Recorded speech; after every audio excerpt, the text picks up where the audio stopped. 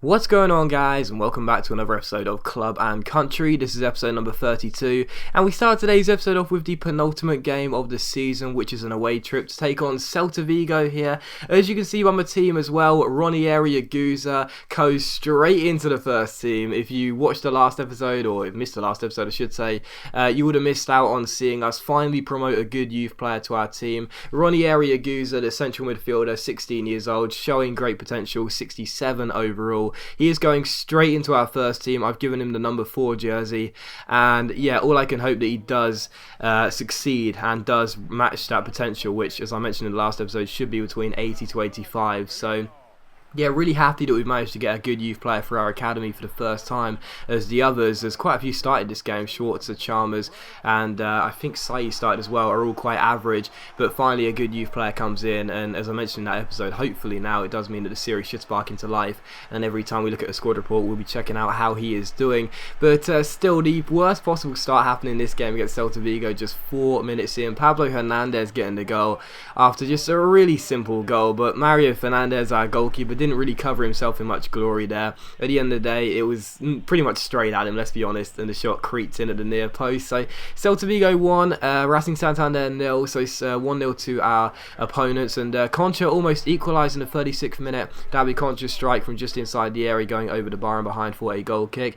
And just before half time, Keiko is on the ball for us down this right hand side, shrugs off the defender, gets tackled. It comes to Christian Fernandez, he crosses the ball in. Chalmers wins the header, but our young 16-year-old is denied his first goal for the club by the CELTA VIGO goalkeeper. And from the corner, Ranieri Aguza making his debut, crosses the ball in. Albentosa's header is blocked and cleared away. Schwarzer heads it to Chalmers, Chalmers to David Concha, Concha strikes it, and the goalkeeper has a simple save, as it is still 1-0. That was how the first half would finish. In the second half, we were pretty encouraged by the fact we did have a couple of chances late on. So directly from kickoff here in the second half, we passed the ball to Aguza, who finds Bigaz, our centre-back, plays it through towards Mitsahuru Chalmers here. Chalmers collects the ball and looks for a run. He gives it back towards Aguza, whose pass accuracy in this game was fantastic, and eventually it comes to Keiko down his left hand side, takes on his man, stops the ball, crosses the ball in. Chalmers wins the header and it hits the bar, and CELTA VIGO get the ball away. So Chalmers still looking for his first goal for the club, and it was still 1-0, but there were lots of chances for us, there really were. We weren't in this game 1-0 down and getting hounded by the CELTA VIGO players. We were playing very well, and we were quite unfortunate to be 1-0 down in this game. And in the 53rd minutes, Christian Fernandez takes the ball around Johnny here down this right-hand side. He keeps on going and shoots, and it goes just wide of that far post. It's almost curved out and in, but it was still 1-0, and a couple minutes later, we had another chance here, as Aguza's on the ball for us here, and plays a good through ball towards Keiko. Down this left-hand side, he takes on number 3 Fontaz, manages to keep the ball on with a sliding tackle cross. It comes to Aguza, who shoots on the half volley, and he is denied his first goal for the club by a very good save by Yol, who was playing quite well in this game. So it's still 1-0 to CELTA VIGO, and it was a really frustrating game, because for the most part we played better than the home side. We really did. We had a lot of chances, a lot of good attacks breaking through. And in the 89th minute, De Amo's header goes over the bar and behind for a goal kick. But in the 90th minute in stoppage time here, as Lopez finds Fernandez back to Johnny. Time was expiring. The 5 minutes of added time were pretty much all over. And, well, it was kind of a frustration challenge for me by Bigaz there, as I give away a penalty. And Bigaz gets a booking as well. There's no complaints. It's a definite penalty. And the booking is the right decision as well. It was just one of those frustrating moments, because I knew that throughout the entire game we'd played just as good as CELTA VIGO, but we were going to go ahead and lose the game.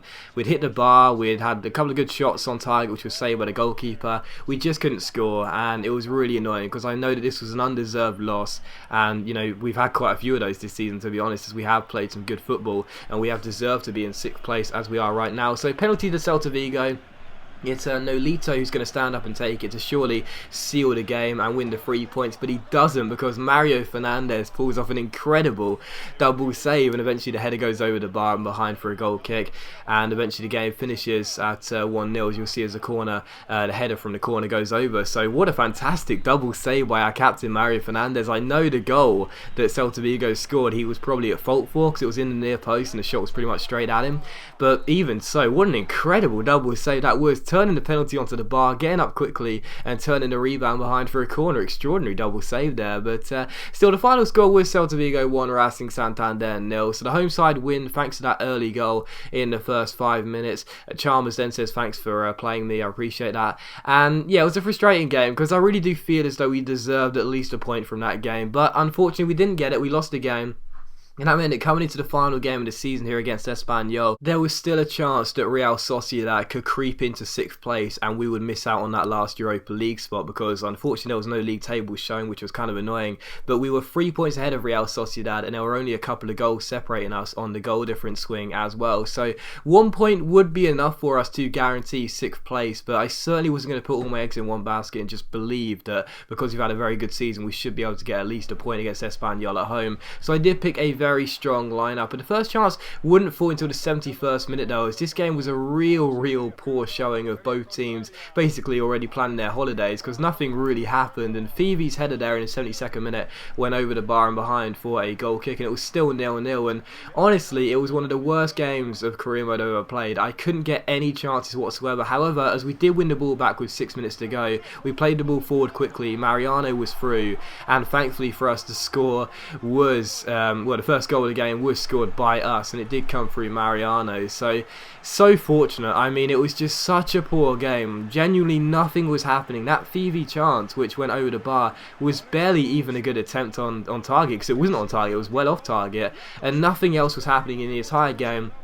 Basically no shots from either side. The game basically just got lost in the middle of the park, but finally as we won the ball back there, I thought just quickly, I know the centre back's out of position, just quickly play the ball forward. Hopefully Mariano has got enough pace to get himself through, and his first time finish does go past the goalkeeper and find the back of the net. So Mariano gets his third goal of La Liga, makes it Racing Santander 1, ESPANYOL 0, and it is how the game would finish as well. So we grab ourselves the win, and that does mean, as you can see by the league table, or you see in just a moment's time, that does mean we have indeed finished in 6th place and have guaranteed Europa League football next season. As you can see by the final league table, Barcelona did win it by 3 points, Real Madrid finishing in 2nd, Atletico Madrid finishing in 3rd, Sevilla pipping Villarreal to that 4th place spot in the Champions League, so Villarreal finishing 5th with us in 6th. We finished 3 points ahead of David Moyes' men as we claimed that final Europa League spot. Deportivo, Rayo Vallecano and also Mallorca went down, so Mallorca, who came up last year, are back relegated, but Valladolid do stay up. We got £8 million for finishing in 6th place in La Liga. Absolutely delighted about that. And as you'll see, we have indeed guaranteed Europa League football next year, as you can see by the news articles. So it's a huge overachievement. No one expected it. I certainly didn't. Suarez won player of the competition. The team of the year looked like this. As you can see, no representatives as you would imagine. Suarez also won the Golden Boot. And the goalkeeper of the tournament, Mario Fernandes. Gotta love it, don't you? I swear it must be a glitch this year where your goalkeeper must win goalkeeper of the tournament. But yeah, to finish in 6th place and guarantee Europa League football, never would have expected it. I thought personally 10th, 9th, at a stretch maybe just 8th if I was good enough and we had some luck, but 6th place is crazy and I'm so happy about that. And with the £8 million as well, we decided to go ahead and buy a 5-star experience and youth star scout. Now I know you're probably sitting there thinking, why would you do that? The reason being is quite simple. I asked on Twitter regarding prize money and whether it gets carried over to next season, and the general feedback I got was that it doesn't. And through my personal experiences playing career mode as well, I get the feeling it doesn't carry over either, because if you watch my career mode series last season with West Brom, we finished with a whopping £40 million in the transfer budget, and that was even without altering it to give us more money in the transfer budget. And the next season carrying over, so the season we just started, we started with £28 million. So I don't know whether prize money gets carried over or not. So I had a lot of mixed responses, but the most important thing was that most people did say that prize money for them doesn't seem to get carried over. So I thought, do you know what? We got enough for a 5-star experience and judgment scout, as a Goose has already gone up by 1 rating. So why the hell not buy a good scout, the best scout you can possibly buy. And that means that now, when we do scout players, we should be able to pick up more players like Aguza, which means that we'll have more players coming through our academy, which should be good enough to go straight into the first team and have the potential to grow to an 80+ rated player. So, yeah, it was an interesting decision. I didn't know whether to risk it and keep the money just in case we get a bigger budget next year. But the way we've been working here at Racing Santander, I didn't really see much chance of that happening. So I thought, you know, I do want to make sure we have a 5-star experience and judgment scout ASAP to get those type of players like a Guza coming through our academy and straight into the first team. And this is the perfect time to do it. When we sign those players, if they are going to be around 65 to 70 rated, they are going to go straight into our first team because they're good enough to do so. In 3 or 4 years time, they may be on the bench or in the reserve. So that's why I went ahead and did it. And who knows, maybe we'll still get a good budget next year anyway. But regardless, as you can see, I offered a contract to Marine Saiz. His contract is up in 1 year and 1 month, and I thought he's a decent young player, nothing special, but he gets on the pitch every now and then, and we may as well give him a new contract just to show him that he can be part of this Racing Santander future. And also, Andriao is returning from injury, and Saiz did accept that contract extension. Here is a look at the stats as well for the player stats, top goal scorers and so on. Buena Casa finished in 5th place for top goal scorer. Really hope we can get him back next year on loan. And also as well, the last thing you'll see is the ball come to us and basically just say, great season, very, very pleased with it, as you'd expect, and I cannot wait for next season. Europa League football El Sardinero in just our 3rd year going into this series. Absolutely crazy. But as always, guys, a big thank you for watching the video. I really do hope you have enjoyed it. If you have enjoyed today's episode of Club and Country, then please do leave a like, as it is much appreciated and it really does help my channel out. And I'll see you for episode number 33 of Club and Country very soon, where we'll be beginning a new season with Racing Santander.